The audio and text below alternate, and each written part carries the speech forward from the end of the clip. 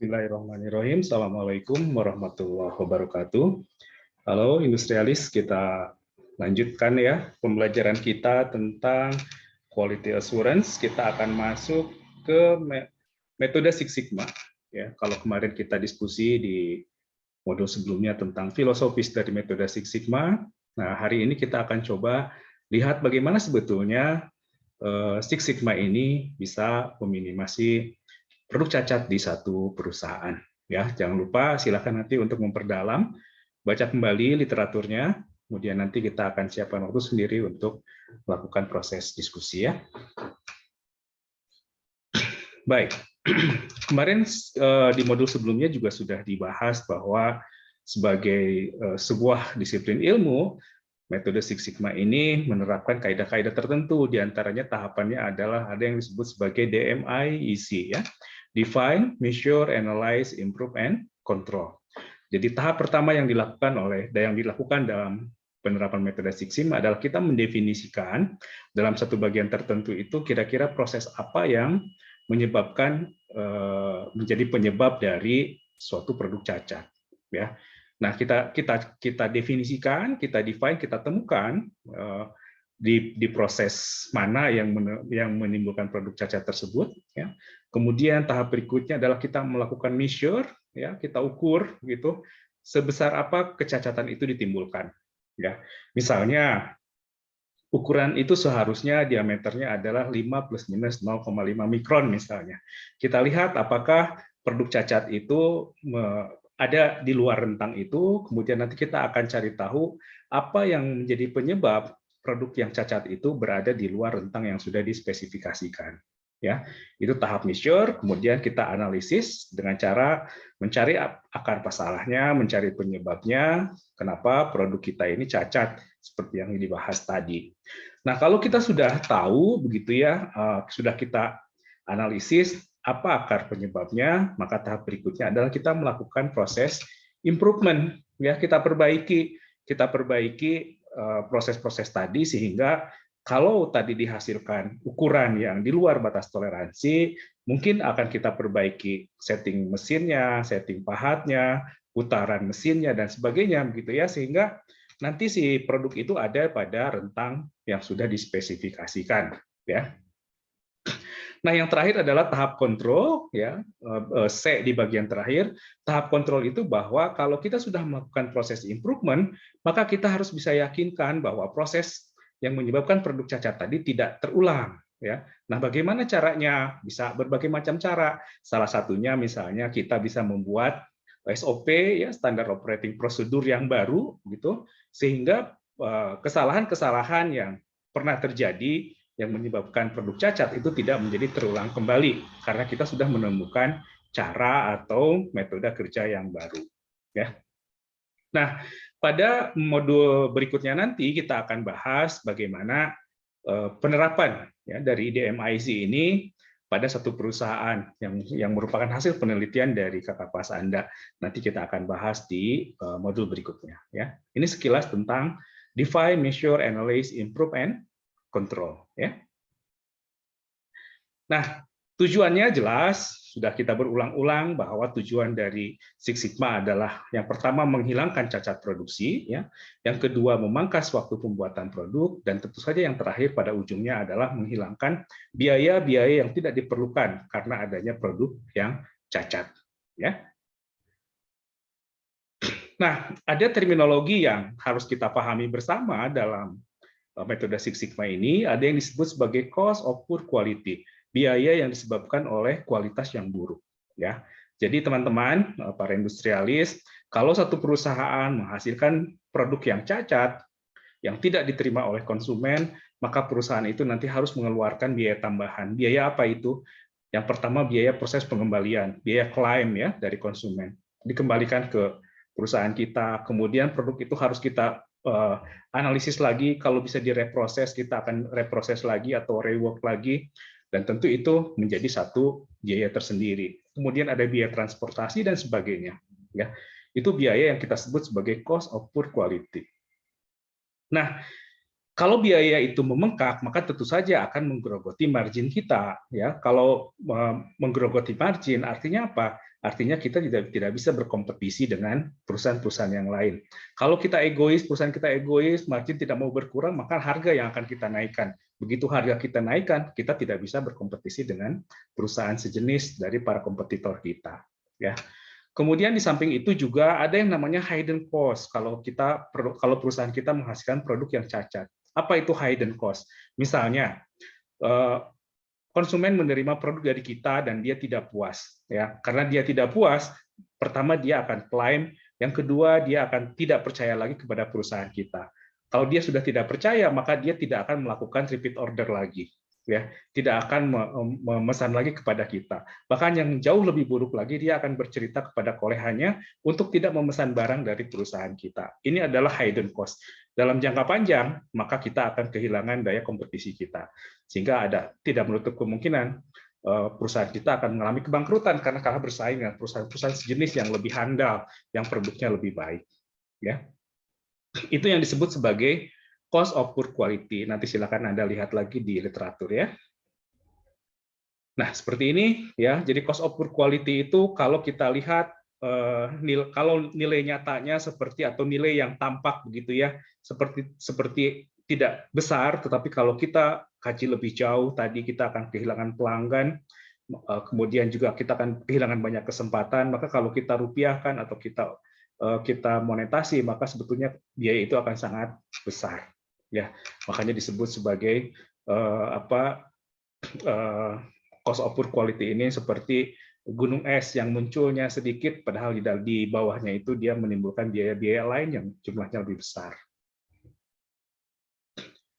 Nah, saya ambil contoh ini dari hasil penelitian dari literatur begitu tentang cost of poor quality ini. Ya, kalau produk kita ini hanya kapabilitas prosesnya 1 sigma gitu ya, sehingga DPMO-nya defect part per million opportunity-nya gitu ya bisa sekitar 691.462. Jadi ini sangat besar sekali, begitu banyak produk yang dihasilkan cacat karena kapabilitas prosesnya rendah gitu ya. Nah, kita lihat saja yang 4 sigma gitu ya, atau yang 3 sigma. Kalau yang 3 sigma itu cost of poor quality-nya itu kira-kira 25-40% dari total penjualan. Ya. Kalau 4 sigma ini sekitar 15-25%, kemudian kalau 5 sigma itu sekitar 5-15%, dan kalau 6 sigma yang kita sering bahas, yang kita akan bahas dalam metode Six Sigma ini, cost of poor quality-nya akan kurang dari 2%. Ya. Ini biasanya kelas-kelas perusahaan-perusahaan kelas dunia gitu ya, industri kelas dunia yang sudah sangat kapabilitas prosesnya sudah sangat tinggi gitu ya, sehingga jumlah cacat yang dihasilkan sudah sangat rendah. Sehingga dari situ dia akan memiliki daya kompetisi yang tinggi karena biayanya sangat rendah begitu ya dibanding dengan kompetitornya. Nah, ini makna dari cost of poor quality terhadap penjualan gitu ya, kalau kita lihat dari kemampuan proses dari satu industri atau satu perusahaan ya. Dan kita secara idealis akan menuju kepada yang 6 sigma ini. Ya, kalau kita belum secara bertahap akan menuju ke 6 sigma, mungkin kita cek dulu hari ini atau perusahaan kita per periode terakhir memiliki kapabilitas prosesnya itu ada di berapa, ya, ada di sigma berapa. Kemudian kita bertahap secara pelan-pelan untuk menuju 6 sigma.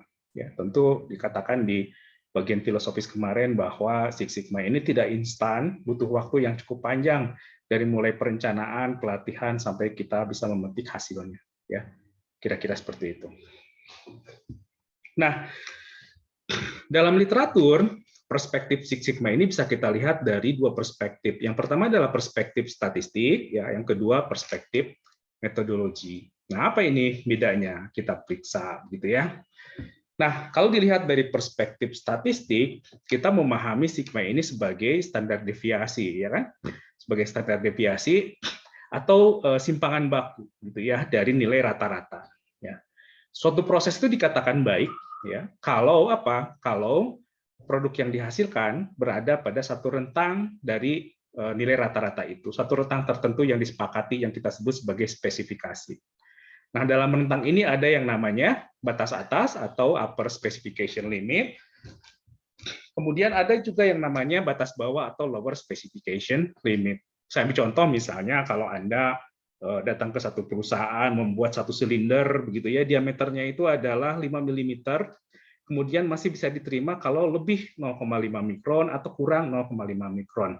Maka atau milimeter lah biar Anda memahami, biar kita semua memahami 5 mm plus minusnya misalnya 0,5 gitu ya, 0,5 mm. Jadi ini termasuk yang ukuran yang cukup kasar ya. Sehingga produk itu dikatakan tidak cacat kalau 5 plus 0,5 mm atau 5 minus 0,5 mm ya. Jadi antara 4,95 sampai dengan 5,05 ya, seperti itu. 5,5 ya. Nah, selama ada dalam rentang itu maka dikatakan produk tersebut memenuhi spesifikasi. Kalau produk itu ada di luar rentang yang sudah dispesifikasikan gitu ya, spesifikasi itu tentu saja adalah dari permintaan konsumen ya kan. Nah, kalau ada di luar itu maka produk dikatakan sebagai cacat. Nah, kemudian proses Six Sigma ini adalah proses yang menghasilkan DPMO tadi, defect per million opportunity, ya, defect per million opportunity. Jadi berapa jumlah defect yang mungkin muncul dari 1 juta kemungkinan satu proses tertentu. Ya, itu dari perspektif statistik. Nah, yang perlu kita pahami dari tadi saya menyebutkan ada yang namanya kemampuan proses atau capability proses capability, ya. Apa itu proses capability gitu ya? Nah, proses capability adalah satu ukuran yang untuk mengetahui seberapa baik sebetulnya satu proses dalam membuat satu produk tertentu. Tadi produk itu adalah rentang ukurannya, ada spesifikasinya, semakin tinggi kemampuan proses begitu ya dalam satu bagian tertentu, maka semakin besar jumlah produk yang ada dalam rentang itu dan semakin kecil jumlah produk yang ada di luar rentang itu atau produk yang cacat ya. Nah, kalau kita lihat dari literaturnya, kapabilitas proses itu biasanya sama dengan upper specification limit dikurangi dengan lower specification limitnya dibagi dengan 6 sigma. Ya. Kalau CP ini lebih besar dari 1,33 maka proses dikatakan sangat baik. Gitu. Kalau CP-nya itu antara 1 sampai 1,33 maka proses baik. Dan kalau kurang dari 1 maka dikatakan bahwa kapabilitas prosesnya rendah, artinya banyak menimbulkan produk yang di luar spesifikasi, gitu ya. Nah, ini contohnya nanti Anda bisa cek sendiri ya di literatur. Nah, ini adalah konversi salah satu untuk memudahkan kita mengkonversi begitu ya. Ini biasanya dilakukan oleh teman-teman Anda pada saat melakukan penelitian tugas akhir di satu perusahaan. Terutama pada saat mengukur berapa sebetulnya kapabilitas proses existing ya sebelum dilakukan proses improvement. Itu kalau 0,33 diperoleh kapabilitas proses 0,33 berarti kemampuan prosesnya sekitar 1 sigma ya. Dan seterusnya ya sampai nanti kalau ditemukan 2,0 maka kemampuan prosesnya itu sampai di level 6 sigma ya.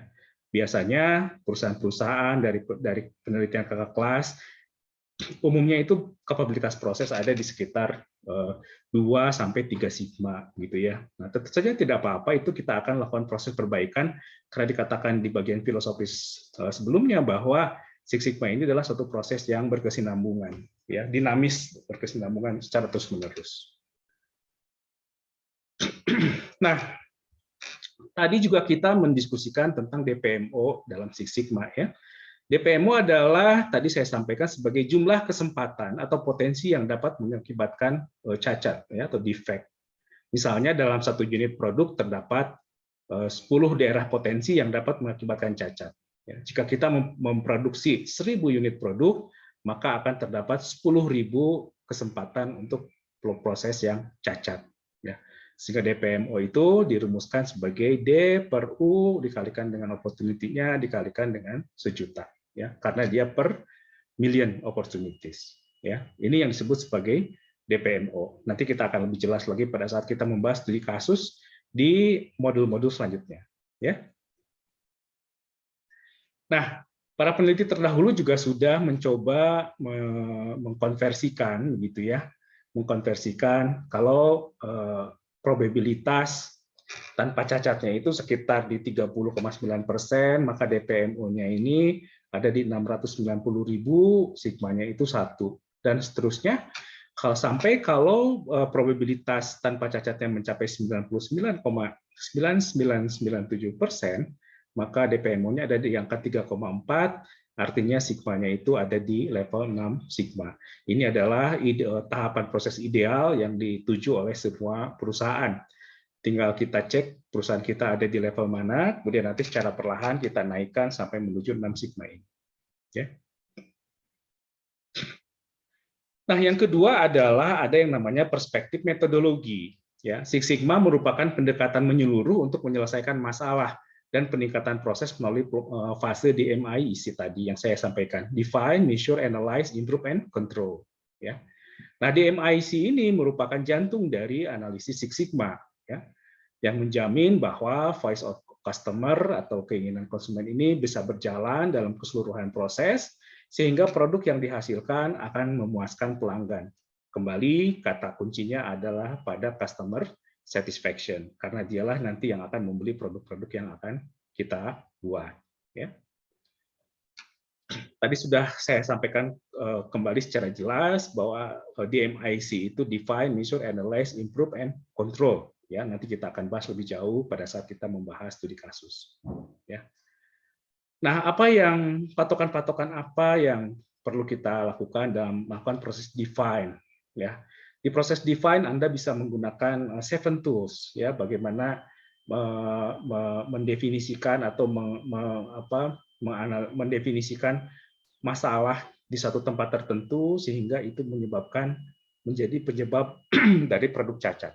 Ya, Anda bisa gunakan di situ fishbone diagram, ya, Anda bisa gunakan diagram Pareto, begitu dan seterusnya. Ya, itu pada saat tahap define. Coba nanti Anda silakan pelajari lagi yang namanya 7 tools. Ya. Kemudian yang kedua adalah proses pengukuran. Dikatakan di awal bahwa metode Six Sigma itu harus berdasarkan data dan fakta. Ya, berarti kita akan banyak melakukan proses-proses pengumpulan data dan fakta dari tempat terjadinya produk cacat. Ya, ada proses di proses pengukuran ini.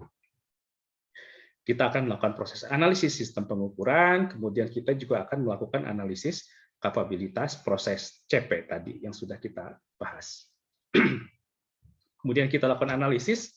Di situ mungkin kita menggunakan diagram Pareto, ya, diagram 20-80 atau 80-20, 20% dari kecacatan suatu produk itu menjadi penyebab 80% dari masalah. Nah, kita kaji mana itu yang 20% itu, begitu ya.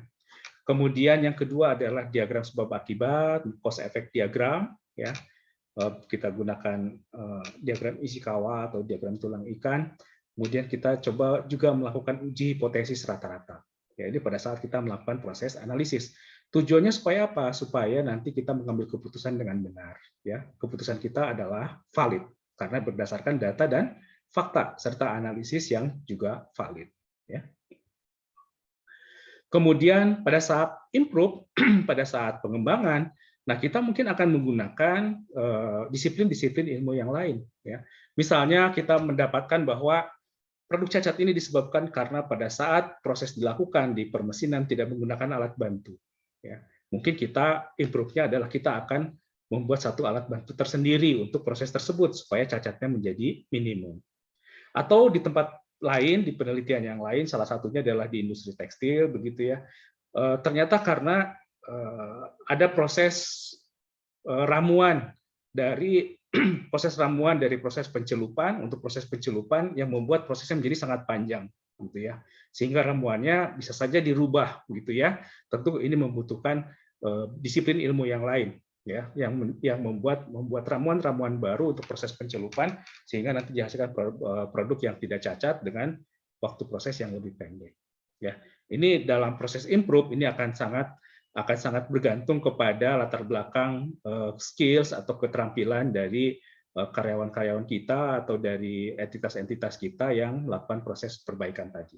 Ya, kira-kira seperti itu. Mungkin tadi bisa dengan menghasilkan formula rumus-rumus yang baru, mungkin juga dengan menghasilkan alat bantu yang baru, mungkin juga dengan memperbaiki lingkungan kerja, begitu ya, tergantung pada akan masalah yang sudah dibahas, yang sudah dianalisis oleh tim improvementnya. Ya. Nah, yang terakhir adalah kontrol atau C yang terakhir, kontrol atau pengendalian. Jadi kita harus bisa memastikan bahwa semua proses dari mulai define, measure, analyze, and improve ini, gitu ya, dapat diimplementasikan dan dapat diimplementasikannya itu secara berkesinambungan. Ya, artinya bisa dikendalikan. Nah, umumnya misalnya kita dengan membuat peta peta proses kontrol bisa kalau di satu mesin tertentu, atau juga membuat satu SOP yang baru gitu ya, yang menjamin bahwa produk cacat yang sebelumnya dihasilkan akan tidak terulang kembali, bisa juga gitu ya. Itu proses kontrol yang bisa dilakukan ya di tahap C yang terakhir ini ya. Jadi fungsi umum dari diagram kontrol kalau kita merekomendasikan peta proses kontrol misalnya membantu mengurangi variabilitas, memonitor kinerja setiap saat dan seterusnya. Tapi kalau kita misalnya rekomendasinya dengan membuat satu SOP yang baru, tentu harus dilatihkan dulu begitu ya sampai operatornya menjadi sangat terlatih, baru kemudian itu bisa kita kendalikan dan tidak menghasilkan produk cacat yang sebelumnya memang diproduksi di bagian tersebut. Ya. Nah, faktor penting dalam implementasi Six Sigma tentu saja seperti pada metode-metode yang lain, seperti yang kita implementasi ISO 9001 kemarin yang kita bahas panjang lebar begitu ya. Yang pertama adalah dukungan dari top level, ya dari top management. Yang kedua tentu kita perlu memiliki tim yang hebat. Yang di modul sebelumnya ada yang namanya executive leader, ada yang namanya master, ada yang namanya champion, ada master black belt, ada black belt, dan ada juga green belt. Jadi bekerja dalam tim. Kemudian karena masalah dalam industri itu atau dalam satu sistem manufaktur ataupun industri jasa sifatnya dinamis, maka karyawan harus selalu diberikan pelatihan-pelatihan yang paling update begitu ya tentang metode-metode terbaru untuk menganalisis peluang-peluang terjadinya kesalahan proses. Ya. Dan tentu saja terakhir bahwa tradisi mutu itu harus dielaborasi kepada seluruh entitas dari perusahaan kita. Ya, itu yang perlu kita perhatikan dalam kita mengimplementasikan yang namanya metode Six Sigma. Ya, tentu saja semuanya perlu jam terbang. Ya, Anda sebagai calon insinyur teknik industri harus sering melakukan kunjungan ke pabrik-pabrik atau ke industri sehingga kita bisa melihat lebih jauh bagaimana penerapan metode Six Sigma di perusahaan ini. Demikian, terima kasih. Semoga bermanfaat buat kita semua ya. Salam sehat. Assalamualaikum warahmatullahi wabarakatuh.